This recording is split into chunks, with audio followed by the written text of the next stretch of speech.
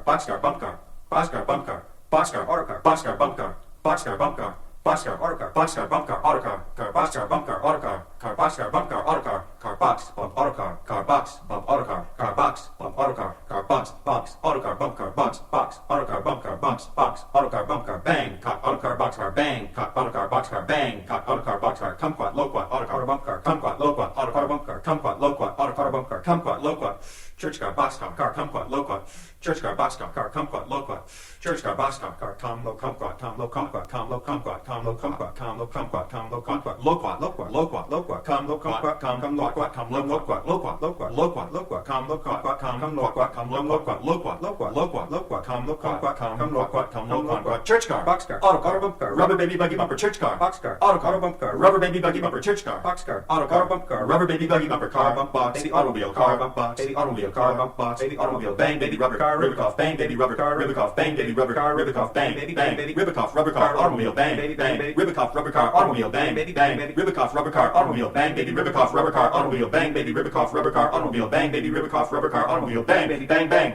automobile, bang, baby bang, bang, automobile, bang, baby bang, bang, automobile, bang, baby bang, bang, automobile, automobile, bang, baby bang, bang, automobile, automobile, bang, baby bang, bang, automobile, automobile, automobile, automobile, automobile, automobile, automobile, automobile, automobile, automobile, automobile.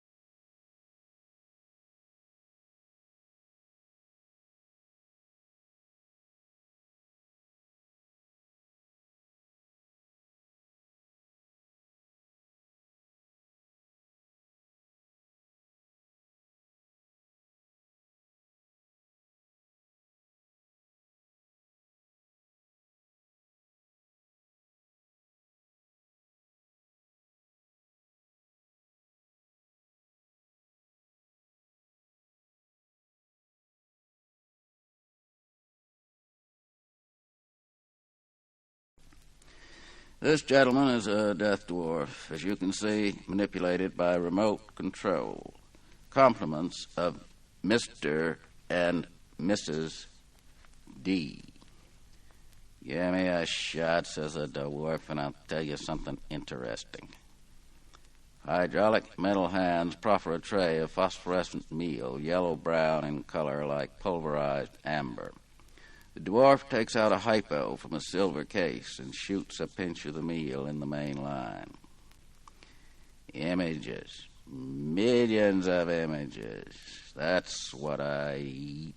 Cyclotron shit. You ever try kicking that habit with apomorphine? Now I got all the images of sex acts and torture ever took place anywhere.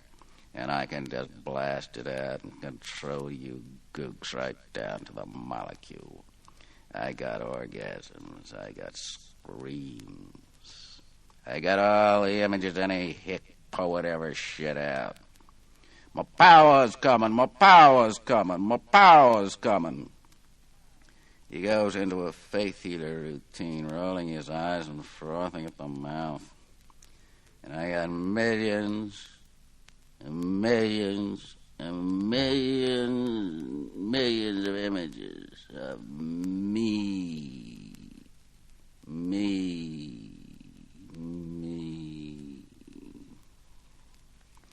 He nods out. He snaps back into focus, screaming and spitting at Uranian Willie. You hick, you rat, called the fuzz on me. All right. I'm finished, but you're still a lousy fucking fink. Just your remarks to me, said the DS. All right, you hick sheriffs. I'll cook you all down to decorticated canine preparations. You'll never get the apomorphine formula in time. Never, never, never. Caustic, white-hot lava drips from his teeth. The smell of phosphorus fills the room. Human dogs. Don't mind if I take another shot, do you? Of course not. After giving information, you will be disintoxicated. Disintoxicated, he says. My God, look at me. Good, sir. To the purpose. Shit. Uranian shit. That's what my human dogs eat, and I like to rub their nose in it. Beauty, poetry, space. What good is all that to me if I don't get the image fix I'm in the ovens, you understand? All the pain and hate images come loose. You understand that, you dumb hick? I'm finished, but your eyes still pop out. Naked candy of adolescent image, Panama. Who look out different? Cook you all down to decorticated mandrakes. Don't you think, Mr. D, it is in your interest to facilitate our work with the apomorphine formula? It wouldn't touch me, not with the habit I got. How do you know?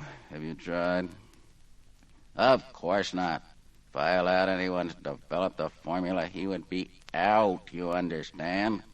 And it only takes one out to kick over my hypo tray. After all, you don't have much choice, Mr. D.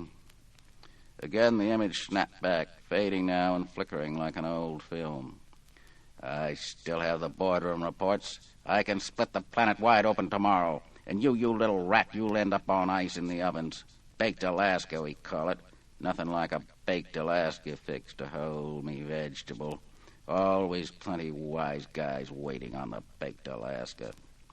The dwarf's eyes sputtered blue sparks. A reek of burning flesh billowed through the room.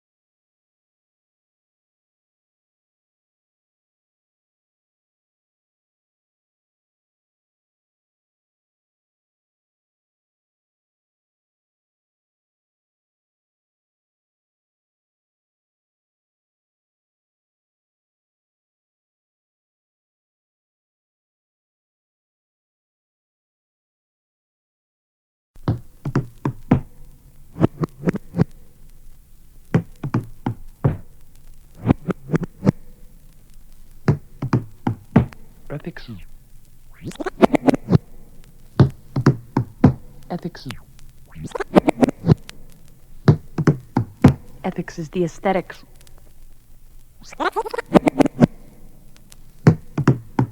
Ethics is the aesthetics of ethics is the aesthetics of the few. The aesthetics of the few. Aesthetics of ethics is the aesthetics of the few. Of the few. Of the few. Sure.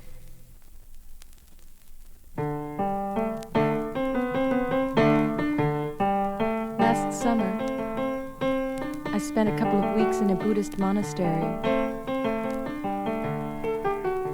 No one was allowed to talk, or to read, or to write.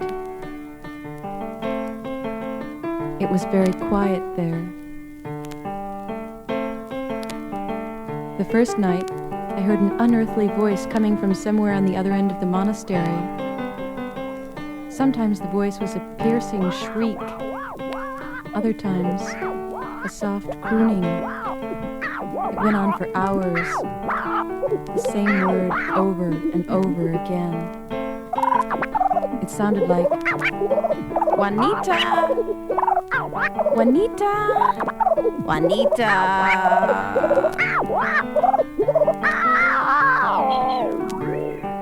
I couldn't imagine who Juanita might be, or why someone needed her so badly, or why she never answered such an obviously desperate call.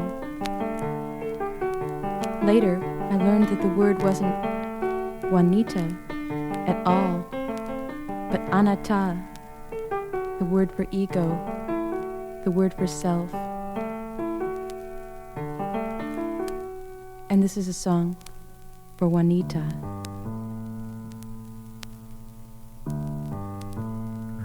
Now one.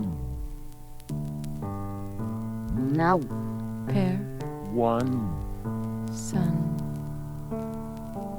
Now Père, one.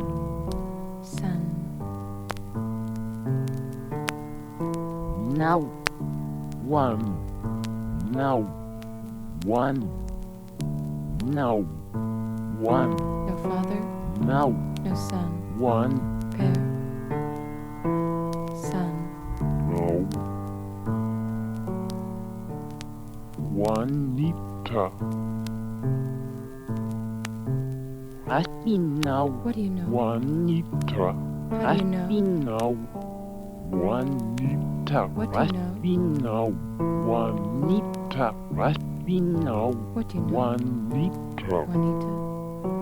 Juanita, Ana, Rasta. Nada, Rasta. Ana, Rasta. Ana, Rasta. Ata. Rasta now. What do you know? One. Now. One. Père, Now one. Son, Now one. Personne, Now one. no Father, Now one. no Son. Now Juanita.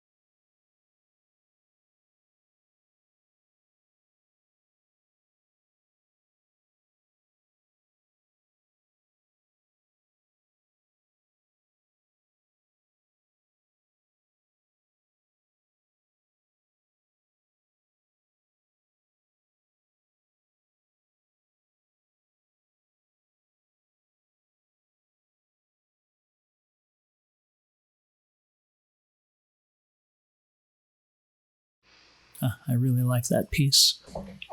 So digging back into the syllabus, the next thing I want to discuss is that this is a studio course in the arts within a school of the arts.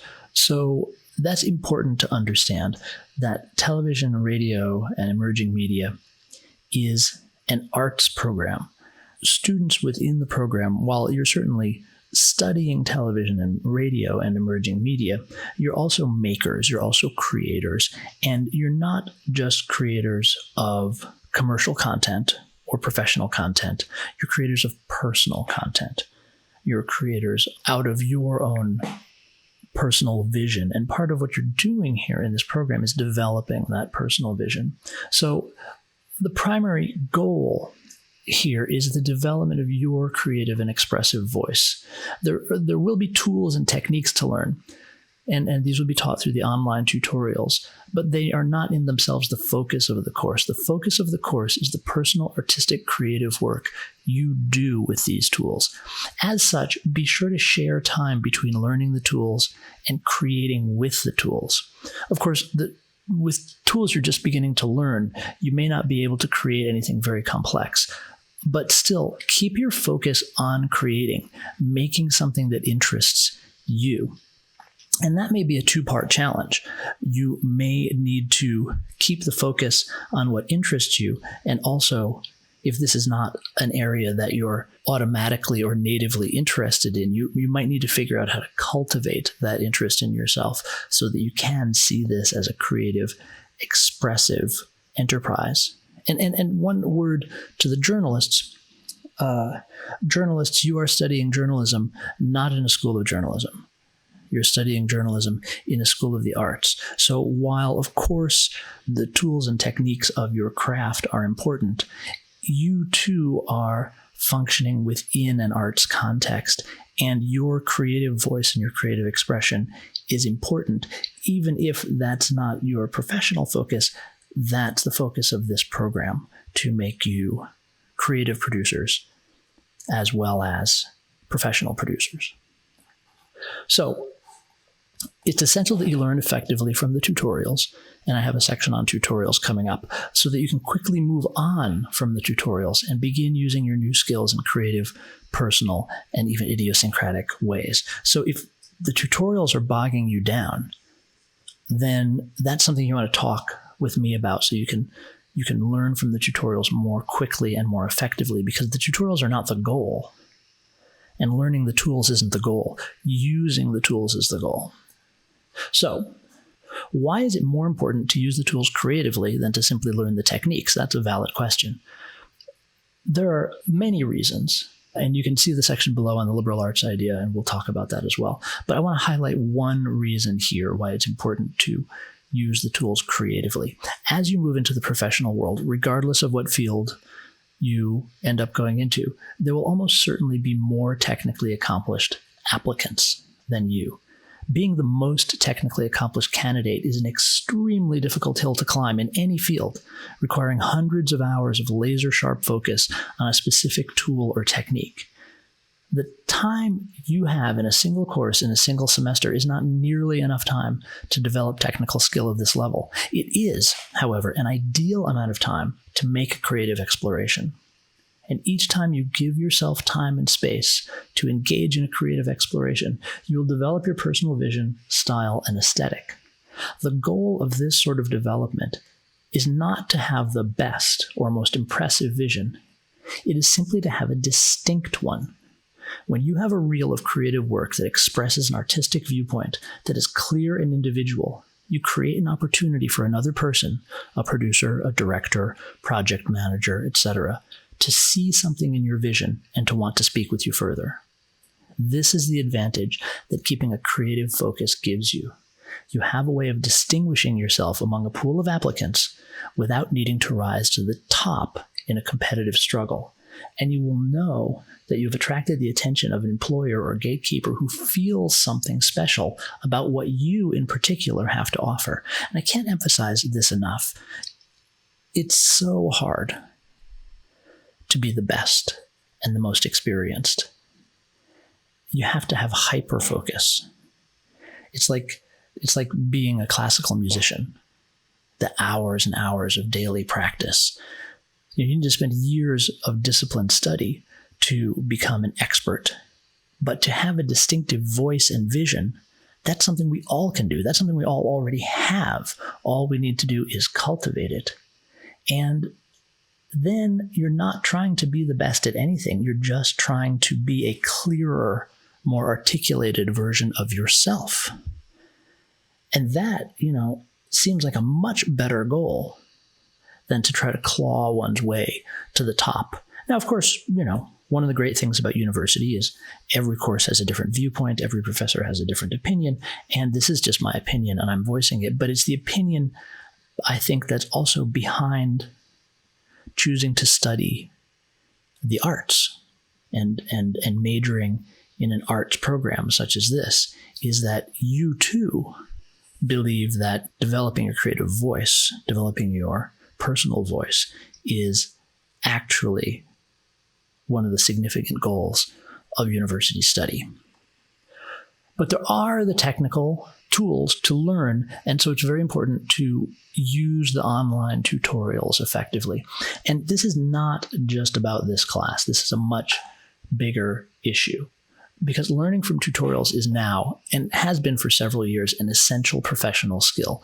With the combination of remote work, online learning, and the proliferation of online tutorials for an incredible variety of tasks and tools, it is likely that you will do the majority of your learning from tutorials as soon as you enter the professional world. Probably all of your learning. Almost all professional training is now done through online tutorials. And I hear from a lot of students, I'm not good at learning from tutorials. This class gives you a great opportunity to change that. So many students do not have experience learning from tutorials. Very few classes teach learning from tutorials as a skill in itself. This class does, and thus is an excellent way to get this essential experience. For some students, simply developing the skill set of learning quickly and effectively from tutorials could be the most important outcome of this class in terms of what's going to be most useful to you professionally. So I'll guide you through strategies for effective learning from tutorials throughout the class, and I'll start now with a few basic tips, and you're going to be able to apply these today because you're going to be learning from a tutorial in the class today. So it is typically not useful to watch a tutorial. I sadly often see students waste many hours watching and rewatching tutorials. Instead, always do a tutorial, actually following, making, building every step along with the instructor. In the case of my tutorials, which are highly packed by design, this is particularly the case. Never just watch one of my tutorials. Always do it as you watch it. Build it as you watch it. Even if it's a review, build it as you watch it.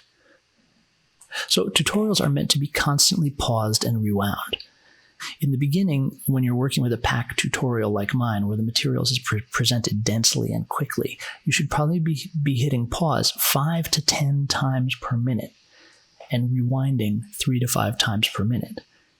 So sometimes you're not letting more than 5 seconds go by in the tutorial without pausing and doing something, or pausing and rewinding. That is much, much more than you think it is, unless you are quite skilled already at learning from densely packed tutorials. So when budgeting time for a tutorial, multiply the tutorial length by 2 as a starting point. So if it's a 30-minute tutorial, budget an hour. After doing a few, you'll get a better sense of your pace, and the pace will also vary with the difficulty of the tutorials. There might be some 30-minute tutorials that are going to take you an hour and a half or 2 hours. But there's other 30-minute tutorials that you'll blow through in an hour. But you're never going to go real time through a tutorial if you're doing it properly. So when you're making or building what's being demonstrated in a tutorial, make sure it works at every point. This is key. It's not just about making it. It's about making it and knowing that it works. And that at the end of the tutorial, what you have built works exactly as the demonstrated version does, in every detail.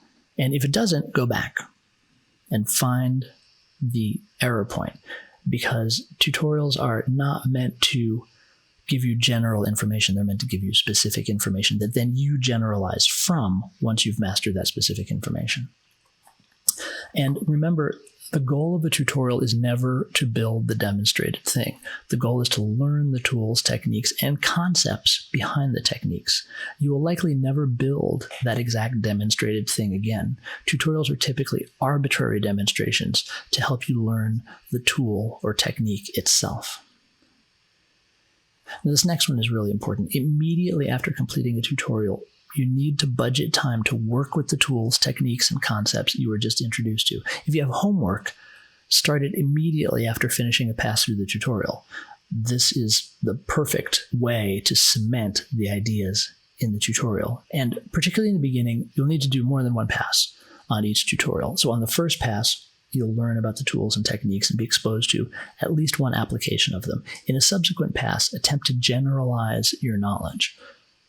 Right, you got the specifics from your first pass through the tutorial, but as you do the tutorial again, move from the specific to the general. What are the concepts behind the tools, and what are other possible applications for them? Because again, you're not going to use it quite this way again, but you will use it in lots of situations, so understand as much as you can about it. So this is not all there is to learning effectively from tutorials. These are just some of the initial pointers to get you going in the right direction. It's a skill that will take time and dedication and will absolutely be worth the effort professionally. So let's talk a little bit about your interaction with me during the semester. I am constantly available to you via email, and I encourage you to be in contact with me regularly. On average, we will probably exchange emails twice per week, and I will require at least one email per week as part of the class participation grade to ensure good communication and to build your skills in framing questions. I'm also available to you via scheduled Discord voice chats, and I look forward to speaking with every one of you this semester. And in the beginning part of the semester, please set up some time so we can talk. So asking good questions has always been a key to effective learning, and in an online course, formulating good questions is even more essential. In this course, questions about course material are to be asked by email or on Discord. We're going to reserve voice communication for discussing strategies or approaches to the material, getting artistic feedback or seeking inspiration, or even if you're just feeling frustrated or not sure what direction to take or want some pointers on how to strategize working effectively from the tutorials.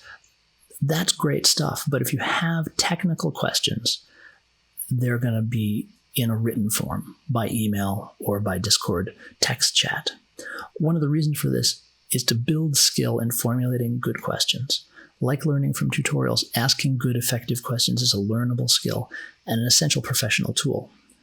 So, this is also going to be an ongoing discussion, but what is a good question? Well, for the purposes of this course, there's 4 parts to a good question. The question clearly articulates the issue, including any necessary context. It gives a concrete example whenever possible that illustrates the issue. It details what approaches have already been tried to address the issue and why it seemed they might address the issue. And this one is really important. Don't ask a question until you've tried to answer it yourself. And when you ask the question, be specific about what you tried, how you tried, because often that information is more important than the question itself in helping me understand what information you need. And give a concrete example of at least one approach you've already tried. So asking a question should never just be an expression of not understanding. Before sending the email, figure out specifically what you did not understand and think about how best to express that clearly and specifically with an example if you can. And then also, before sending the email, evaluate your own attempts to address the issue yourself. What steps have you taken on your own specifically? Include these in your email with an example of what you've tried. The answer to a well-formed question will usually not be simple. It will provide information as well as direction to further explore in order to assure or deepen understanding of the issue. So asking a well-formed question is also inviting more work for you. When you formulate your questions, be sure to set aside time to actually explore the answers. So when doing anything besides the most basic work with computers, you eventually run into math. Why? Because computers are only capable of one thing, math. Every image we see on a computer display, every sound we hear, every printed page is encoded in the computer as numbers. While very simple software sometimes succeeds in hiding this numeric basis of computing, anyone wishing to move beyond the absolute basics of sound or multimedia will need to confront the wholly numeric basis of the computer as a tool. The good news here is you don't have to do any of the math. The computer is vastly better at math than we are, and since math is its only true language, it doesn't balk at even the most complex calculation. But every time you instruct a computer, you're giving instructions about doing math. And once you begin working beyond the most basic level in sound or multimedia, you'll need to know something about the kind of mathematical instructions you're giving. Again, good news. This is often very simple. Usually, it is as easy as knowing when to have the computer add, subtract, multiply, or divide, and if a series of operations is required, knowing which to do first. In other words, you need to be fluent in elementary school math concepts, the same math you use to understand your finances, do home improvement projects, cook and bake, follow sports, plan travel, etc. Also, it's often about knowing the limits of ranges or relationships of numbers. Here's two simple examples. The instantaneous amplitude of a digital sound, so the volume of that sound at any given moment in time, is represented in the computer by a number between -1 and 1. So this is an important piece of information.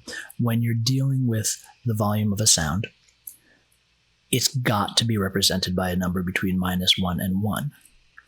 There is no 2. There is no -2.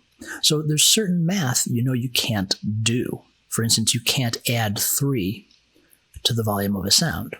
If you do, you're pushing it out of the legal range. By the same logic, you probably can't multiply it by 100.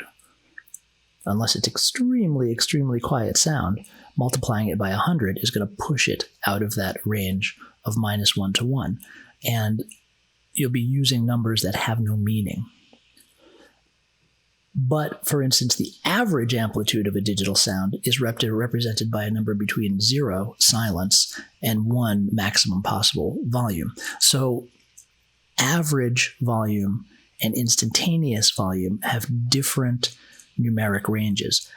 This is stuff that you've got to be able to work with and manipulate in this class. This is the kind of math that's required. It's not really math as much as mathematical thinking. Here's another example. Sound is also measured in decibels. So in addition to being measured in this numeric -1 to 1 range, there's also this measurement called decibels. Every increase of 10 decibels results in a perceptual doubling of loudness. If sound goes up by 10 dB, it will sound twice as loud. So amplifying a sound by 20 dB will result in a sound that is perceptually 4 times louder, a doubling of a doubling. Ordinarily, we'd say, if it doubles when it goes up by 10 dB, if it goes up by another 10 dB, that'll be 3 times as loud. But actually, that's 4 times as loud. And if it goes up by 30 dB, that's 8 times as loud. There is no math in this course that should even be remotely difficult. The challenge is only in applying the knowledge you already have and could already use effectively in other contexts in a new and different way. And one note to those of you who have some experience in sound, you may have been taught elsewhere that every 6 dB increase doubles the loudness of a sound. This is also true. Every 6 decibels, the sound pressure level of a sound is doubled. This is mathematical doubling that we would use, for instance, if we were looking at protecting listeners from hearing loss, as opposed to perceptual doubling that we would use when thinking about an audience's experience. It is also true that with every 3 decibel increase, the power of a sound is doubled. This is usually thought of the other way around. You'd say it takes twice as much power to raise the level of a sound by 3 dB. So whatever power you're using now, double it, and that will raise the sound by 3 decibels. And that's useful when thinking about amplifiers and power requirements. This class is not what you expected. If you did not contact me before the semester started, I'm quite confident that this course will not be what you expected. College classes are not objective. There's a personal viewpoint to each course. This is not necessarily the instructor's viewpoint. For instance, in a class with a textbook, the viewpoint is probably that of the textbook's author. In a class on a particular artist or thinker, certainly it is that artist or thinker's viewpoint that drives the class, although certainly the instructor's views on the artist or thinker will also be important. In a studio art class such as this, you have my viewpoint as an artist and professional driving the class. Thus, what you are getting is my current, personal, individual take on the material as a stepping-off point and inspiration for your own creative explorations. Thus, without contacting me before the semester, there's no way you could have known what to expect. This is compounded by the fact that the television, radio, and emerging media department is changing, and this course is one of those at the forefront of the change. The department's new emphasis on emerging media is causing a shift in the emphasis of many courses, and since emerging media is my field of specialty, the change is quite present in my courses in particular. Lynda.com, and what you don't need to pay for anymore. With a Brooklyn Public Library account or a New York Public Library account, incredible free Lynda.com tutorials are available for all major professional tools via the library web portal. Not the Brooklyn College Library web portal, the Brooklyn Public Library or New York Public Library web portal. It has never been easier and totally free to learn Photoshop, Pro Tools, Illustrator, After Effects, Premiere, Audition, etc. There is no longer a reason for you to pay college tuition to learn these tools. This is a good thing, in that it relieves college classes from needing to provide training in packaged software tools, which is neither an effective use of university class time nor student tuition dollars. The fact that these resources are available online at no cost means that college classes, and particularly liberal arts-focused curricula, can spend more time on the liberal arts and creative aspects of their mission. So definitely, if you don't have a library card, get a library card, and just know that you have amazing professional instructors and hundreds of hours of tutorials on an incredibly wide range of tools and techniques that can be very useful to you professionally. Time commitment for the course. The general formula for university study is plan 2 hours of non-synchronous work for each credit hour. So since this class is a 3-credit, 5 contact hour course, you should expect to spend 6 hours per week on this class in addition to our synchronous meeting. Some weeks you might spend more, some weeks you might spend less. This is just a quick review of the liberal arts idea. Brooklyn College is a liberal arts institution, and television, radio, and emerging media is a department with a particularly purist approach to the liberal arts mission. In other words, it is distinctly not professional training.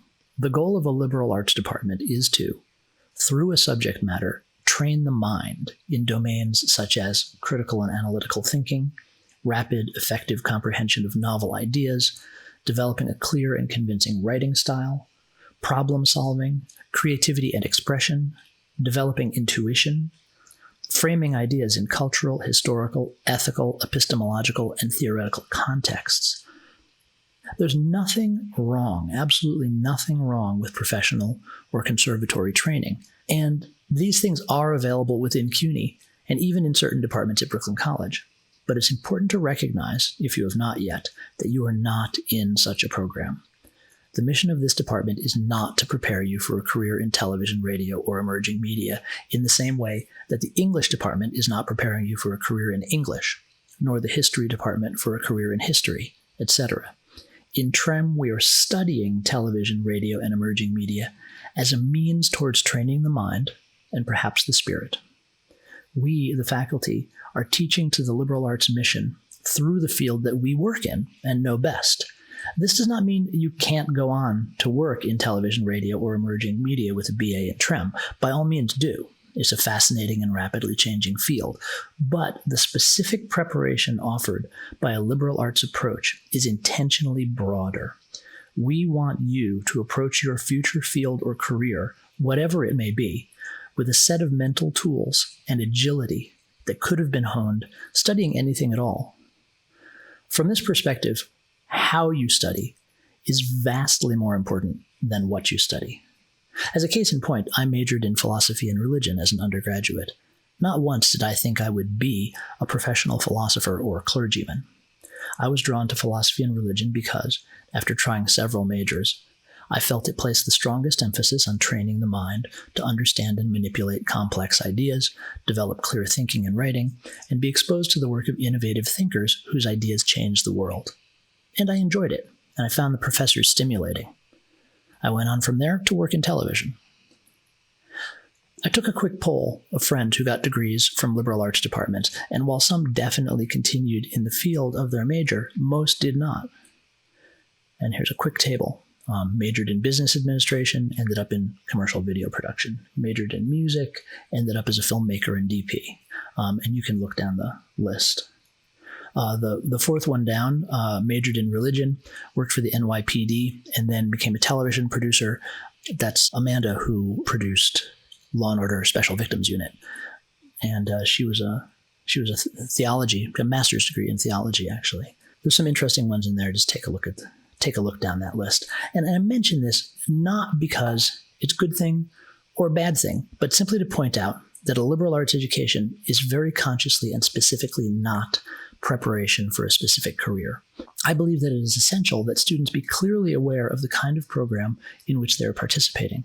For instance, compare our BA program with Bronx Community College's film production training program, which provides specialized training for union jobs in film and television. That, as is clearly stated, is a professional training program designed to qualify you for a specific job. Such training is widely available and is often less expensive than a degree program, or free, as in the case of New York City's Made in New York training programs. So here's the Brooklyn College policy on academic integrity, and this is standard text that should be in all of your syllabi, and I encourage you to read that. But here's some class policies specific to this class that you should be aware of. So in this class, your work must be independent and demonstrate your individual understanding. While it is okay to ask a friend or classmate for assistance in understanding something, you may not copy and paste or exactly copy any of their work and submit it as your own, nor have them do any work for you. Similarly, you may not copy and paste or exactly copy work from any other source. By the time you're done transforming any borrowed material into your own derivative work, it must substantially differ from the source. Even so, the source of any material you received from a classmate or any other source must be cited. If the work is online, you have to provide a functional link to the work. If the work is from a source that is not online, you must provide a copy of the work in addition to your derivative work. Failure to do so will be considered a breach of academic integrity, which will be reported as required by the college. Any breach of academic integrity, the one described here or any other, will result in a course grade of D-, regardless of any other grading factors. And part B of this is that material provided by me as part of tutorials, quizzes, demonstrations, for instance, image or sound files that I provide, may not be used in your own creative work. It's each student's responsibility to find or create the media used in their projects, except as specifically stated. Here's the college's statement from the Center for Student Disability Services, also standard in all syllabi. You should read that, as well as the student bereavement policy.